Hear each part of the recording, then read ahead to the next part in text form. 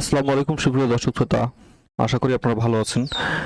এর আগের টিউটোরিয়ালে আমরা আমাদের ওআরএম গুলো সম্বন্ধে একটু দেখলাম যে আসলে ওআরএম জিনিসটা কি বা বিভিন্ন ওআরএম। তো আজকে যেটা আমরা করতে যাচ্ছি সেটা হলো ডেটাবেজ ইন্টিগ্রেশন করবো। এর জন্য তো আপনাদেরকে বলেইছি NestJs এর ডকুমেন্টেশনের কোনো বিকল্প নাই। আমরা NestJs এর ডকুমেন্টেশনে চলে গেলাম প্রোগ্রেসিভ নোড.js ফ্রেমওয়ার্কে। ফেমাস আমি বলবো আমার কাছে খুবই ভালো লাগছে আর হলো ব্যবহার করছি on top of type script. এই জন্য আসলে বেশ সুবিধা দেয় আমাদেরকে, তাই না? তো আমরা যেটা করব দেখি, ডেটাবেজের জন্য কানেকশনের জন্য এখানে সব সুন্দর করে বলে দেওয়া আছে, তারপরও টাইপোরেম ইউজ করার বলে দেওয়া আছে। তো খুবই সহজ, আমরা এইটা ইমপ্লিমেন্টেশন করার চেষ্টা করবো আর দেখবো আসলে কি কি সুবিধা আমাদের হচ্ছে। তো এর জন্য আমি চলে গেলাম আমার এখানে কি যেন টিউটোরিয়াল আছে, নেক্সট টিউটোরিয়াল না, NestJs টিউটোরিয়াল। আচ্ছা, এর গিটহাব আমি এটা দিয়েছি আপনাদেরকে, এটাকে আমি হলো দিয়ে দিব। ঠিক আছে, আপনারা যারা কোড চাবেন এগুলো কি করছি এগুলো আপনাদেরকে আমি দিয়ে দিব, কিন্তু আমার চ্যানেলটাকে সাবস্ক্রাইব করবেন, আমাকে উৎসাহ দেবেন আশা করি। আচ্ছা,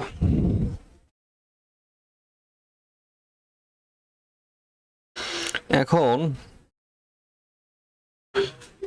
আমরা চলে যাব হলো এই কমান্ড ইনস্টল দিব, সরি টাইপোরেম ইনস্টল দিব। ওকে, আমার মনে হয় টাইপোরেম ইনস্টল ছিল নাকি না। ওকে, এটা সময় লাগবে এটা। আচ্ছা, এখন এখানে আমার টাইপোরেম ইনস্টল দেওয়ার পর ডেটাবেস কানেকশন দেওয়ার সিস্টেম হলো আমাকে অবশ্যই যে মাইএসকিউএল ওয়ার্কবেঞ্চ আমি ইনস্টল করছি, মাইএসকিউএল ইনস্টল করছি। ঠিক আছে, আর জাম্প হলে আপনাকে মাইএসকিউএল আলাদাভাবে রান করে নিতে হবে, কিন্তু এই যে মাইএসকিউএল ওয়ার্কবেঞ্চ থাকলে আপনাকে রান করে নিতে হচ্ছে না। এই যে অটোমেটিক এখানে আমার কানেকশনটা দিলেই এটা আপনার চলে আসবে। ঠিক আছে, আবার এখানে এক্সিস্টিং কিছু কাজ চলছে, তবে এইটাতে না। তো এখানে কিছু টেবিল আমি তৈরি করছি। ইনিশিয়ালি এগুলো তো অনেক ঝামেলায় তো পড়তে পারে, বুঝছেন, যে আসলে এই কানেকশনগুলো কিভাবে দিবেন বা এটা ইনস্টল করে রান করা অনেকটা সময় লাগে একটু। তো এটা আস্তে আস্তে করে নেবেন, এটার জন্য আমি টিউটোরিয়ালস দিই নাই অবশ্য। তো যেটা করব আমরা, এখানে অনেক কয়টা ডেটাবেজ আছে, কিউরিও টাস্ক, মাইডিবি, নেস্টডিবি সিস্টেম এগুলো আছে। তো আমাকে যেটা করতে হবে, এটি ইনস্টল হয়ে গেলে আমি কিন্তু এইখানে এই যে আমার টাইপোরেম মডিউল যেটা আছে, এইটা কিন্তু আমার অ্যাপ মডিউল আমি যদি দিয়ে দেই টাইপোরেম মডিউল ডট ফর রুট এর ভিতরে আমার ডেটাবেজ কানেকশন সবকিছু। ওকে, তো এটা যদি আমি দিয়ে দিই তাহলে আমার ডেটাবেজ কানেকশন হয়ে যাবে। আর সিনক্রোনাস টু নিয়ে বিশাল কথা আছে। সিনক্রোনাস টু মানে বোঝাচ্ছে হলো যে আমাদের যখন কোনো আমরা কলাম বা ডেটাবেজের কিছু এন্টিটি প্রপার্টি চেঞ্জ করব, তখন সে যেন ওইটা আমাদের চেঞ্জটাকে রিফ্লেক্ট করে ডেটাবেজে। ঠিক আছে, মাইএসকিউএলে। অথবা যদি সিনক্রোনাস প্রোডাকশনে কিন্তু টু করে রাখা যাবে না, নাহলে কিন্তু কোনো ডেটায় দিকে কোনো কোড চেঞ্জ করলে একদম সব ডেটাবেজ থেকে সব ডেটা ইরেজ হয়ে যাবে আর চেঞ্জ হয়ে যাবে। এটা আমাদেরকে শুধু ডেভেলপমেন্ট ফেজে করে রাখা যেতে পারে, যাতে করে আমাদেরকে ওইখানে এখন না হলে কিন্তু সিনক্রোনাস টু না করলে আমাদের কিন্তু এই যেহেতু এটা রিলেশনাল ডেটাবেজ, আমাদেরকে ওই যে প্রথমে মাইগ্রেশন করতে হবে, তারপরে স্কিমা সাজাতে হবে, তারপর মাইগ্রেশন রান করতে হবে প্রত্যেকবার যে কোনো সিম্পল চেঞ্জের জন্য, মানে টিডিএস। এই জন্য আসলে সিনক্রোনাস টু করে রাখা যায় ডেভেলপমেন্ট ফেজে। ওকে, তো এটা এখানে বলা আছে, অবশ্য আরো অনেক অ্যাট্রিবিউট আছে যে এখানে আমাদের এই জিনিসটা আসলে ব্যবহার করব আমরা, dist.entity.ts। আচ্ছা, তো আমি যেটা করছি, ইনস্টল হয়ে গেছে আমার এখানকার মধ্যে অ্যাপ মডিউলের মধ্যে, এখানে ইম্পোর্টস আছে অলরেডি, আমি এটাকেও ইম্পোর্ট করে দিচ্ছি। ওকে, আর হলো এখনই আমি যদি এইটা টাইপোরেমটার সাজেস্ট করে না, আচ্ছা রান করিনি তাই হয়তো, এইটাকে আমি ইম্পোর্ট করে নিই। ঠিক আছে, টাইপোরেম থেকে শুধু টাইপোরেম ইনস্টল হয়েছে, তাই না? as much as easy it is। তবে বেশ কিছু বিষয়ের রিপোজিটরি কি টাইপ ওআরএম এর ক্ষেত্রে এগুলো এগুলো সব সুন্দর করে ব্যাখ্যা করার চেষ্টা করব। আচ্ছা গিভ মি এ সেকেন্ড, আমার রেকর্ডিং ঠিকঠাক হচ্ছে কিনা দেখি। হ্যাঁ, তোমাকে যেটা করতে হবে, এটা চালাই কিভাবে, এটা কমান্ড ছিল মনে হয় এটা, হ্যাঁ npm run start dev। তো এখন কানেকশন ঠিকঠাক হবে না, এর কারণ হলো এটা আমার পোর্ট বা এগুলো ঠিক নাই। এটা আমাকে দেখে নিতে হবে ইউজারনেম পাসওয়ার্ড কি আছে, কারণ আমি এই পোর্টটা হয়তো বা চেঞ্জ করে দিয়েছি, হয়তো বা। তো আমার ওআরএম কনফিগে গেলেই হলো। হ্যাঁ, এখানে আরো কিছু সিস্টেম আছে যে আমাদের ওখানে যে ওই জায়গাতে আমার অ্যাপ মডিউলের ভিতরে না দিয়ে ওআরএম কনফিগের ভিতরে দিলেই আমাদের অটোমেটিক সে চিনে নেবে। তো আমাকে যেটা করতে হবে, এইখান থেকে সব রুম করে আমার ওআরএম কনফিগ আমি দিছিলাম, এই যে ওআরএম কনফিগটা যেসন বানাইলে ওখানে ফাঁকা রাখলেই হলো। আমার 3306 রুট পাসওয়ার্ড এই বিষয়টা লাগবে। আর ডেটাবেসটা চেঞ্জ করে দিচ্ছি আমি। আর এই যে এই এন্টিটিটা ওখানে ফাঁকা দেখলেন, এন্টিটিটা মানে হলো, আমি পরে বলছি, আমাদের যে এন্টিটিগুলো থাকবে সেগুলোকে সে ডেটাবেসে ওই নামে টেবিল বানাবে। বুঝলেন ব্যাপারটা, এন্টিটি অনুযায়ী, নাম অনুযায়ী, বুঝতে পারছেন না? আমাদের যেমন মঙ্গুজে নো স্কুলে যারা কাজ করছেন তাদের জন্য সুবিধা হবে যে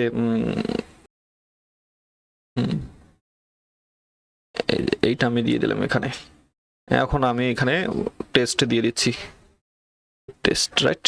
ওকে ফাইন। এখন এই যে ডাটাবেস কানেকশন হয় নাই সেইটা দেখাচ্ছে, তাই না? তো এখন দেখি ডাটাবেস কানেকশন হয় কিনা। এর কিসের জন্য দেখাচ্ছিল? এক্সেস ডিনাইসড। আচ্ছা, এখনো আননোন ডাটাবেস টেস্ট। আচ্ছা, টেস্ট নামে কোনো ডাটাবেস নাই, তো আমি এখানে তৈরি করে নিতে পারি একটা টেস্ট নামে database, create schema, TEST, test. বেশ, তৈরি হয়ে গেল, ফিনিশ। হ্যাঁ, তো এখন আমার কিন্তু টেস্ট নামে ডাটাবেস তৈরি হয়ে গেছে। আরেকটা বিষয় আমি হয়তো ওখান থেকে যেহেতু কপি করে এনে দিছি, হ্যাঁ ঠিক আছে, এখন আমার কোনো এন্টিটি নাই, এখন সমস্যা নাই, এখন এটা সুন্দর করে কাজ করার কথা। আমার ডেটাবেস কানেকশন হয়ে গেল, রাইট? অসাম। তো আমার ডেটাবেস কানেকশন হয়েছে। এখন যত ওই আমার এই পুরো ফোল্ডারের মধ্যে এন্টিটি নামে যত ডট এন্টিটি নামে ডট টিএস নামে যত আমার এক্সটেনশন পাবে সবগুলো টেবিল সে তৈরি করে ফেলবে। তো যেমন আমি পরে তৈরি করছি এন্টিটি সম্বন্ধে আজকের এই টিউটোরিয়ালসে না। তো আর কিছু বিষয় আমি বলবো, এইগুলো এখানে না দিয়ে আমরা এই যে এই রুট, একদম রুট ফোল্ডারে আমরা এইখানে একটা ওআরএম কনফিগ, সম্ভবত ওই ওই নামেই আর কি, ORMCONFIG config.json নামে একটা ইয়ে তৈরি করা লাগবে। করে আমাদের এই ভিতরের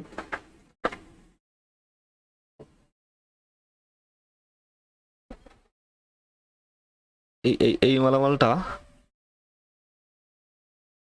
কেটে আনলেই হচ্ছে। এখানে জাস্ট ফাঁকা থাকলো, ঠিক আছে, আর এই মালটা এইখানে বসলো, শেষ। আচ্ছা, এখানে কিছু ইউরোর দেখাচ্ছে কেন জানি না, আমার মনে হয় এগুলোকে এরকম করে দিতে হবে। আচ্ছা গিভ মি এ সেকেন্ড, এখানেও দেওয়া আছে তাই। আচ্ছা, ডাবল কোটেশনের মধ্যে সব আর কি, ওকে। Not problem.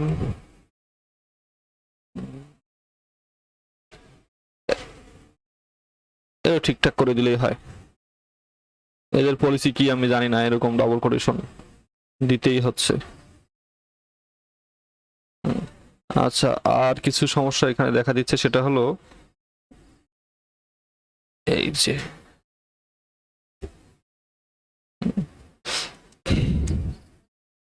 হয়তো এরকম আসলে হওয়ার কথা না, আমি জানি না কেন হলো। ওকে, আর কোনো সমস্যা নাই। Now let's check unexpected JSON input. এটা আবার রিস্টার্ট দেই।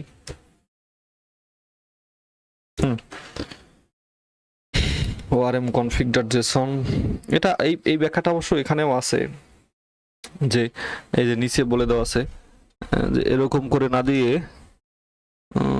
এবার এন্টিটি তৈরি করছি আমি, পরে দেখাচ্ছি।